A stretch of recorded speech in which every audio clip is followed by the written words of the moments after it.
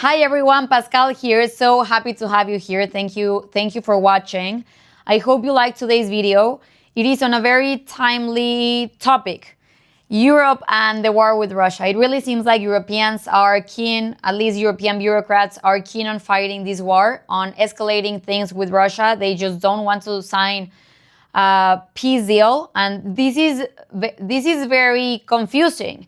They have a very dire economic situation. They have no money. Some of the biggest economies like Germany are in recession. Some other countries like France, the UK, even though it's not the European Union, they are also pushing for this war. Spain, Greece, Italy, they have very, very dire debt levels, very worrying debt levels, yet they are pushing for this war. Not to mention the demographics in Europe, which are terrible. Population is getting older, fewer and fewer babies are being born, yet they really seem keen on fighting this war. Spoiler alert, I don't think it is because Russia is really a threat. It's actually not. It has more to do with economic reasons. So I hope that you guys like it. Please let me know what you guys think. I bring a lot of facts, a lot of data to explain my points of view. So I hope that it is informative, that you guys learn, that it is interesting. And if it is, please don't forget to like it, to subscribe, and to share it with people that you think might find it interesting. Why are the Europeans so keen on fighting this war? They insist that Russia is a threat, that Russia is dangerous, even though Russia has been fighting a war only with Ukraine for almost 3 years, and it has gotten nowhere. And so this same Russia will invade and conquer Europe. It just really makes no sense. So why are Europeans really so keen on fighting this war? I mean, the European Union has a budget of $343 billion. The US has a defense budget of almost $1 trillion. That's almost 7 times Russia's budget. In 2024, NATO spent $1.5 trillion in defense. Russia's budget is $150 billion. So how can they even compete? It makes no sense.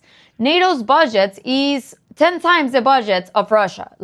So where is the threat? Where is this threat that Russia is going to invade and conquer Europe? Russia has a population of 145 million people.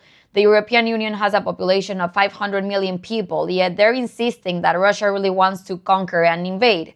And so they have stopped every possible deal to end the war, and now they are escalating the tone. And you can say, well, this is about nuclear war, or it's because Russia has nuclear weapons. Well, so does Europe. So who's going to win that war? They're just going to mutually destroy each other. So it has nothing to do with this. Russia is not really a threat to Europe. So why are they fighting this war, and why are they so keen on escalating? And here is Mark Rutte, Secretary General of NATO, Dutch guy, talking about how Europeans really need to prepare themselves and be ready to fight a war of the magnitude and degree that their great-grandparents and great-grandparents endured. So here is Mark Rutte.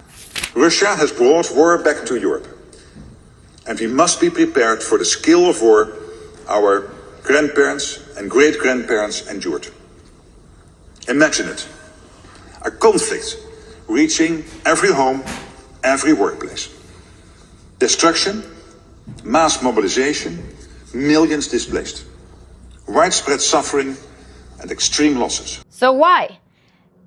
Again, Russia does not have the capacity to fight the EU or NATO for that matter, and they have no intention of invading Europe. And Professor Jeffrey Sachs and Professor John Mearsheimer have been talking about this extensively. When the Soviet Union collapsed, there was an agreement between what became Russia and NATO. And the agreement was that NATO would not expand eastward. They have, of course, breached this agreement, and they continue to expand eastward year after year. So is it really Russia that wants to invade, or is it NATO that is closing on Russia? Why do they want to fight this war? This is one of the oldest tricks in the books. When the economy is in free fall, when the economy is struggling, bureaucrats, and I say bureaucrats, a lot of people talk about European leaders. They're not leaders, they're just bureaucrats. The bureaucrats want to ramp up the war to stimulate the economy. It's a very old trick that when your economy is struggling, you start a war, you invent a war, you get involved in a war. They have been doing this with the war on climate change. They need to ramp up spending. So with war, spending and production accelerate, and so it makes the numbers look good. I want to mention Goodhart's law. Goodhart's law says that when a metric becomes a target, it ceases to be a good metric. And this is what has happened to, for example, inflation and GDP. GDP used to be a metric, supposedly told us about how well an economy is doing, how prosperous a country is, but then it became a target. So now government, central banks, in general economists, use GDP as a target, not a metric. So it has ceased to become, it is no longer a good metric because it is now a target. So all they care about, and this is done in China, all they care about is having good numbers. So by starting a war, you can improve those numbers. And so they're using the war to ramp up spending. And this is an interesting point. This is also why the EU triggered emergency powers to permanently immobilize Russian assets because they're out of money and people and companies to tax. They're out of money. They cannot tax more. So they're seizing assets, which, by the way, is a very dangerous thing to do. It's very dangerous to weaponize a currency, especially when it is a reserve currency. So they need to accelerate the economy, and so they're starting this war. And there's this really great book that I want to mention, Economics in One Lesson by Henry Hazlitt. Really quick, easy read with very simple examples to really understand economics. And Henry Hazlitt talks about the broken window fallacy, which says that when you break a window, you accelerate the economy because now you need to replace that window, so you need to hire somebody to do it and you ramp up production. And this is a fallacy. And this is the same thing that happens with war. People think, this is again one of the oldest tricks, people think that, or bureaucrats really use war to accelerate or stimulate an economy. But in reality, war destroys capital, destroys labor, destroys resources, and in the long term, it makes everybody poorer. But because it temporarily increases demand and economic output, it appears as if it was creating prosperity. It improves numbers, not prosperity. It does not spur prosperity. It makes number look good for a very short amount of time because it creates jobs, manufacturing increases, economic output increases, but the benefits are very short-lived because most of what is produced during war is useless for any other purposes. So you are investing and manufacturing tanks. What do you do with a tank after the war is over? Nothing. You just have it sitting there. So you spend resources on things that will have no use afterwards. So really it's useless. Not to mention that a lot of these resources are lost, right? You go to war, you destroy these resources. The worst thing about it is the opportunity cost involved. Because when you engage in war and you destine so many resources to fighting in war, you're shifting resources from productive purposes into unproductive purposes, again, which is war. So this is money that could have gone through to other productive purposes, starting businesses, creating, innovating. But you cannot do this because you're shifting these resources to war. So war really ends in economic waste and stagnation. This is all well known. This is again, a very old trick in the book. So why are they insisting on fighting a war? Well, Europeans, and the saddest part is they really refuse to accept this fight. The bureaucrats are destroying their economies from within, and I want to show you guys some facts. So it is not only my opinion. There's so many facts to back up the idea that the European economies are in steep decline. The bureaucrats have regulated and taxed their economies into oblivion. Here's some charts and graphs that I want to show you. This one is really crazy. it's mind-boggling. The European Union in 2024 made more money from fining US tech companies than they made from taxing European tech companies. So let me repeat that again, because this fact is really mind-boggling.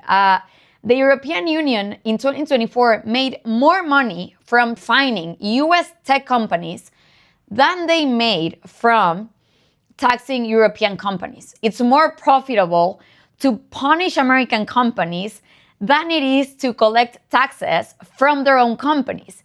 And this is purely because they have, again, regulated their private sector into oblivion. It's impossible to create or innovate in Europe.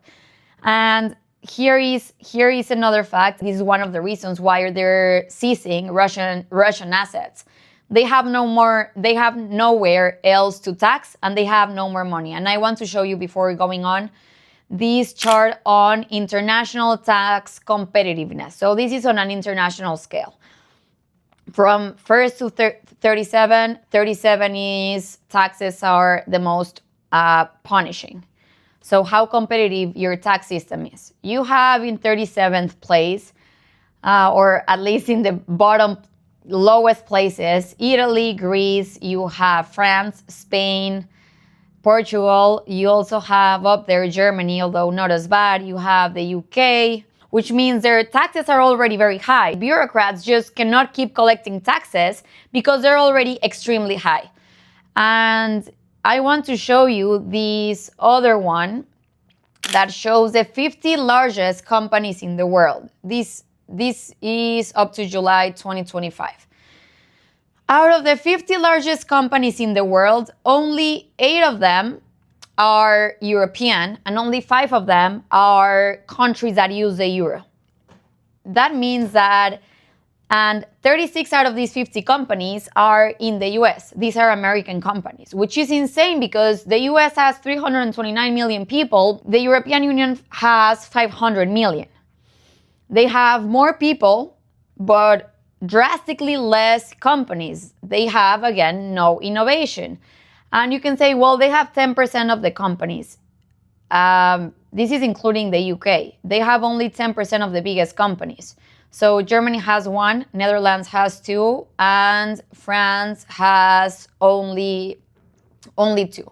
Now, what Europeans don't realize is that they are benefiting, or they're still living from what was built hundreds of years or thousands of years ago. And if they continue down this path, they will not have the living standards that they have today. The living standards in Europe are high today because they inherited great civilizations, great countries, great economies, but they are destroying them. So this shows the difference between US and European unicorns as of December of 2024. Well, in December of 2024. US unicorns, US has 682 companies with a total valuation of 2.4 trillion. The EU has 112 companies with a total valuation of $340 billion. So what is that? Over 6 times the market. The European economy is falling so far behind the American and the Chinese, and that it's just not even funny. I want to show you the numbers of GDP per capita. So these numbers, again, are mind-boggling, but it's more shocking that Europeans just do not realize it. So GDP per capita in Germany is at the same levels today as, well, this is actually for 2024. The numbers have gotten actually worse. This year has been terrible for Europe, especially Germany. Germany's GDP per capita is at the same level it was in 2019. So 6 years of no growth. 6 years of no growth. Just think about that. The same with the UK. GDP per capita is at the same level it was in 2019. Again, 6 years of no growth. French GDP is 2% higher than it was per capita than it was in 2019. 2% growth in 6 years. These numbers are just really insane. The European Union in aggregate has grown 6% in 6 years. That's less than 1% growth per year. And this is taking into account the smaller countries, which are the ones that have grown the fastest. Now, you remember how the EU, really Brussels, canceled the elections in Romania and how they are getting into trouble and they're in constant fights with the government in Poland and in Hungary and all these smaller countries. So let's take a look at them. It is actually these countries which are embracing freedom and capitalism that are growing the fastest. So let's take a look. Poland has grown 18%. Now, given it is easier to grow, like proportionally, when you're starting from a lower base, but even so, Poland has grown 18% since 2019.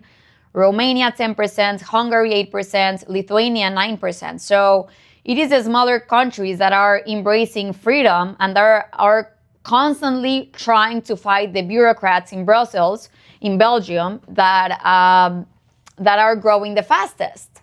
And what's really, and something else to really take into account here is that one of the four main components of GDP is government spending. So you can, and this is what's going on in Spain, you can artificially inflate your GDP numbers by having very high levels of government spending. And this is what's going on in Europe. They have very, very high levels of government spending, which inflates their GDP, which is not leading to prosperity. For example, in France, the public sector is now larger than the private sector. So you have around 55% on public sector versus 45%. So it's very important to keep this in mind because in spite of record spending and record deficits and record levels of debt, the European economies have not grown. In fact, if we remove public spending, most European countries would be deep in recession. Germany, with very high levels of spending, is already in deep recession. So let's take a look at this general government debt. This 2023, 2024, again, guys, remember that numbers in 2025 have gotten worse, but the data is not yet out. The threshold supposedly for debt to GDP should be 60%. Greece remains at 150. Italy is approaching 140. France is, I believe, 125 today.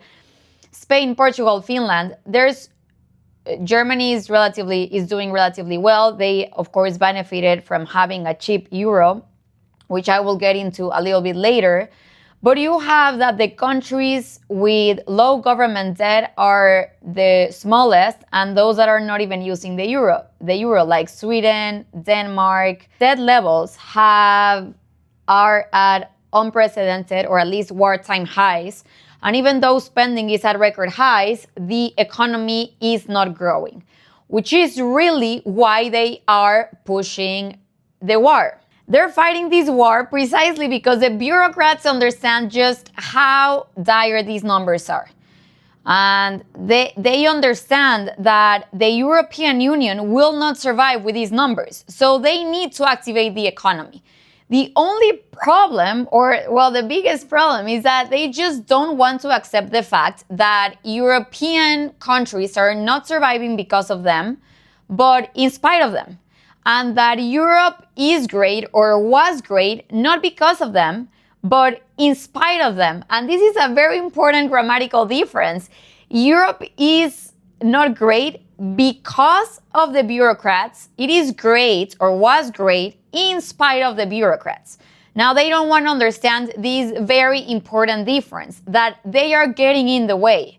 They are not going to create the prosperity that they are talking about. They're getting in the way of creating or allowing for that prosperity to happen. I want to read you this quote from Upton Sinclair, which is really great and it applies perfectly. I really cannot think of a better way to explain what is going on with the bureaucrats in Europe. It is difficult to get a man to understand something when his salary depends on his not understanding it. So they don't want to understand that innovation, creation, prosperity cannot be mandated. It cannot be centrally planned. And I have another book that I want to recommend. I'll leave the links again below. How Innovation Works by Matt Ridley and Why It Flourishes Under Freedom. Really good book. Matt Ridley is great. And And what he says is precisely what the European bureaucrats refuse to accept, that innovation is organic. You cannot force it, you cannot centrally engineer it, you cannot centrally mandate growth and innovation. The EU is doing the exact opposite. They regulate more and more every year, and they tax more and more every year. And something that this book really talks about or emphasizes, and it says right here in the title, is freedom. You cannot centrally organize, engineer, or mandate growth or creativity or innovation. The best that you can hope for is setting up a society where you have freedom, like full freedom, where the barriers of entry are as low, or actually as low as possible, or inexistent if possible, so that you give freedom to people to innovate, to take risks, to start a business and pursue what they want to pursue. That is the best that you can hope for, giving people freedom. And more than freedom to create, innovate, and grow and start something, you need to give people the freedom to enjoy their success, which is precisely what the European Union is not doing. If you go through all the risk and you put in the time, the sacrifice, everything that it takes to grow a business and grow it successfully, if you guys don't know what it takes, I highly recommend you listen to Alex Ramosi. It's extremely hard to start a successful business, extremely hard, which is why most people don't do it. So if you do it, it's going to take you maybe all of your savings, maybe a lot of your, if not all of your relationships, your family, your mental, your physical well-being, your financial resources, maybe even your reputation. But you do this because the risk reward is great. If you go through all of these very tough process of entrepreneurship, the payout is normally great. And this is what the European Union does not want to allow, for people to go through the risk and go through everything to start a business and then have the freedom to prosper. Because once you are successful, they punish you with extremely high taxes, so that you went through all of that to give up 70% of your income. So you don't have the freedom to prosper. You don't have freedom of entry. You don't have the freedom to do whatever you want and the freedom to start whatever you want, because you have to go through thousands of regulations and permits to start. And once you are successful, you're taxed to death. So it doesn't make sense. So there is no freedom in the EU. They just don't want to understand that. The bureaucrats don't want to understand, because their job depends on them not understanding that innovation cannot be mandated. Now, another crazy stat, between 2019 and 2024, the European Union issued 13,000 new regulations. 13,000 new regulations in only 5 years, compared to 5,500 in the US. Not that 5,500 is low, but 13,000 new regulations in a span of 5 years. How do you allow for the small guys to successfully start a business? Or how do you even allow them to innovate? Because innovation requires risk, uncertainty, a lot of failure. Innovation requires a lot of failure. If only to start, you have to go through thousands and thousands and thousands of pages of regulation. You can't. These numbers are just too big. So you cannot innovate under these circumstances. And worse, according to some studies, the cost of regulation in the European Union is over 1 trillion euros, so $1.2 trillion per year. These numbers are crazy. You cannot grow an economy this way. And so the real problem here is that if bureaucrats allow the free markets, that is the private sector, to prosper, they would be out of a job. And this is the example, this is a great example of the dangers of intellectuals, that they don't create anything, they live in the world of ideas, and all they can hope for is regulating and controlling those who do. So it really is a psychological issue of a feeling of superiority, in which you don't have the courage to start something, to build something. So all you can hope for is kind of regulating, controlling, and destroying those who do. And this is really what the man in the arena talked about. And I want to read it a little bit. It's not the critic who counts, not the man who points out how the strong man stumbles or where the doer of deeds could have done them better. And it goes on and on about how the man in the arena, the guy that has the courage to start, is the real guy.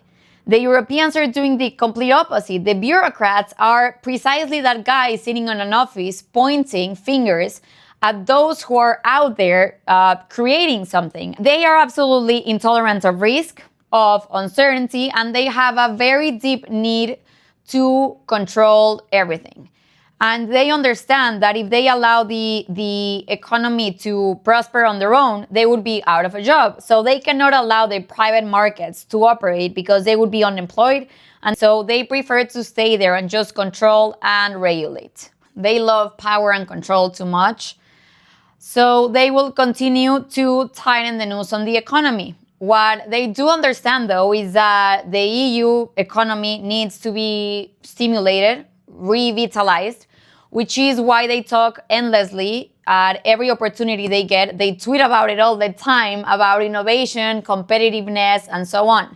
But they won't remove themselves from the picture because they love control, so they need to start a war. They need to activate and mobilize economies, especially German, which is in free fall. And I want to show again, so you guys don't think that I'm just inventing this or I'm just being an alarmist or whatever. Here is German production, real industrial production, so adjusted to inflation. It is 26% below trend. So it is at levels not seen since at least 2008. So they do understand. They do understand the dire situation, economic situation in which they find themselves in. So they need to start a war to reactivate the economy. Now, there's another very important fact that we need to talk about here, which is one of Europe's greatest problems or flaws or challenges, if you will, since the EU's inception.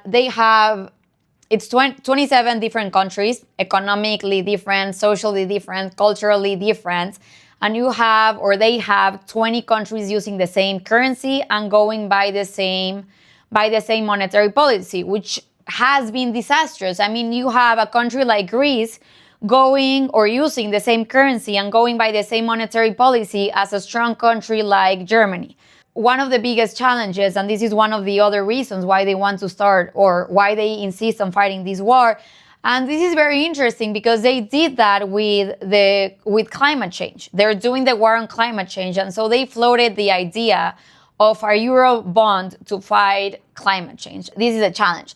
That they have the same currency, they have one monetary policy, but they have different fiscal policies. They are not fiscally consolidated, which is the word that they use. So they don't have one fiscal policy in place for all these 20 different countries. Each country has different rules, different taxation levels, different bond markets. And this is very problematic because the ECB does not have that much control over spending because there is not one Eurobond. So they need a Eurobond. They need to consolidate fiscal policy. So this is what they need. This is what they're pushing for. And this is why I really believe they're going to push the war. And you will see with time that they're going to push for a Eurobond to fund the war.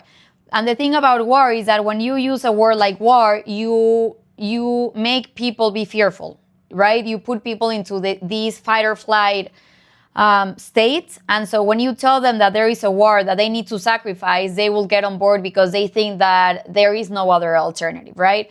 And so you have that countries will comply and citizens will be okay with because having different fiscal policies gets in the way of collective action. Like they cannot engage in large scale public investments, and they also cannot engage in more money printing because they have tighter regulations or rules about how much debt they can buy from each country. But if they have a unified debt system, or in this case, Eurobond, that gives them more power, more spending and controlling power. So this is one of the most important things that why they're pushing this war, for economic reasons, to reinvigorate the economy, and because they want to pass this Eurobond. War, of course, always gives those in power even more control over the population. They use fear. This is why they have been fear-mongering, and they have been spreading all this like fear around Russia and how Russia is going to invade and conquer, because then they get people fearful, and it's very, very, very easy to manipulate. We saw this in COVID. It's very easy to manipulate fearful people. So this is what they're pushing for. And this is really, really, really disastrous because, well, for economic reasons and for humanitarian reasons. Like, imagine just how many lives are going to be lost. Now, Europe cannot afford the loss of lives because their demographics are catastrophic. They have a very important and dire fertility crisis. So you have the replacement rate, which is 2.1. You have many countries within the EU approaching 1. That means 1 child per couple. So you are basically, if you get to 1, you cut each new generation in half. Portugal 1.4, Spain 1.1, France 1.6, Italy 1.18. These fertility numbers are disastrous. So you have a shrinking population, and you have a shrinking demographics of young people. They're insisting on war. There's some countries that have started talking about mobilizing. So they're going to destroy even more the social fabric because they're going to send men. I don't know if because of this whole feminist and equality movement, they're going to get women to go fight a war. In all likelihood, they're going to send men, young men, like the guys that are in charge of producing, of working, of starting families, of procreating.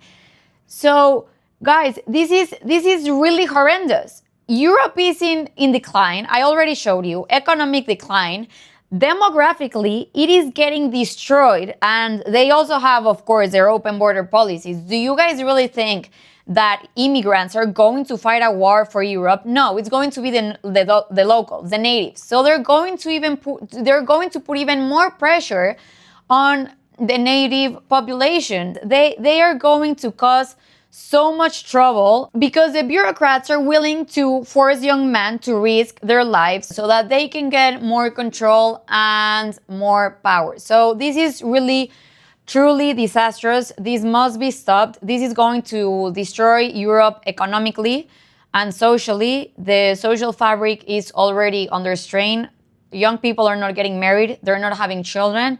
And they're going to send to war the small amount of young people.